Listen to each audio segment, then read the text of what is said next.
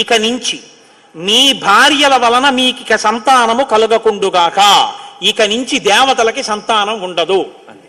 కాబట్టి దేవతల సంఖ్య ఎప్పటికీ 33 కోట్లే. ఎందుకంటే ఇంకా వాళ్ళకి సంతానం ఉండదు. అందుకే బ్రహ్మగారు మొన్నటి రోజున దేవతల్ని పిలిచి మీ అంశలలో ఉండవలసినటువంటి వానరుల్ని అప్సరసల యందు, యక్షకాంతల యందు, గంధర్వ కిన్నెర వానరకాంతల యందు సృజించండి, మీ భార్యల యందు మీకు పిల్లలు పుట్టరు, పార్వతీదేవి శాపం ఉందని చెప్పారు. అందుకని ఏమంటే ఎప్పుడూ 33 కోట్లైనా ఇంకా పిల్లలు మనవలు ఉండరా అంటే ఉండరు. పార్వతీదేవి శాపం ఆగిపోయింది దేవతల యొక్క సంతానం. ఇప్పుడు ఆవిడ భూమి వంక తిరిగింది. నువ్వు స్త్రీవి కదా, నా భర్త యొక్క తేజస్సుని నేను పట్టవలసింది నువ్వెలా పట్టుకున్నావు, నువ్వెలా స్వీకరించావు నా భర్త తేజస్సుని?